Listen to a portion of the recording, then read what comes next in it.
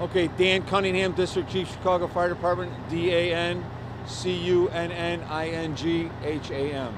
Okay, this morning at approximately 3:15 a.m., we had a call for a fire, 7835 South on Sangamon. Upon our arrival, we found a two-story ordinary duplex, approximately 40 by 50, with heavy fire on the north side of the duplex on the first floor. We knocked down the fire from the exterior, made an aggressive interior attack so that we could conduct our searches. While conducting our searches, we had a collapse of the second floor down to the first floor. One of our members was trapped, which was the need to call for a mayday. He was briefly trapped. With some assistance, he was able to get himself out of what amounted then to the first floor, again with some assistance. We, at that point, went defensive, got all of our members out, conducted a PAR, which is an accountability report, and again, we were defensive at that time. We were able at that time to knock down the fire a little further and then make re-entry. The one member that was briefly trapped was treated at the scene and did not get transported. We had a total of 2 transports, civilians, from this fire, one from the duplex next door and one from the actual unit that was burning.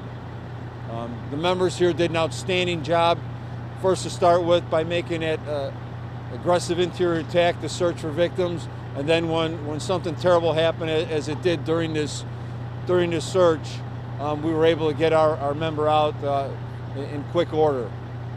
So I think the guys here did an outstanding job in doing that and conducting themselves in a very professional manner. Chicago Fire Department does an outstanding job day in and day out, and these guys show how good that they can do.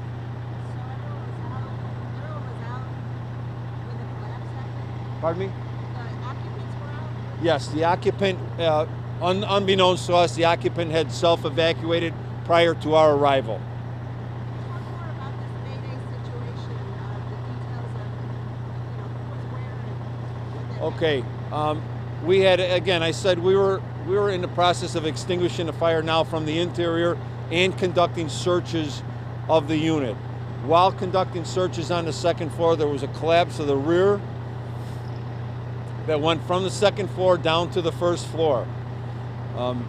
One of our members was on top of that collapse, was briefly trapped, was able to, with some assistance, get himself removed from there. Now, we still had fire at the time, so it was a very precarious situation that they had to get him removed out of there and continue to fight the fire at the same time. Again, these guys here did an outstanding job in being able to get their member out and extinguish the fire at the same time, and we got reorganized and were able to finally put the fire out completely. Any more known about the fire itself? No, right now we have our investigators on the scene and we haven't really gotten them. We're just getting them in right now, so it's going to be a little while before we get a report. So the structure's a duplex? Pardon me? The structure is a Yes, it's a duplex. It's 2 units that are side by side.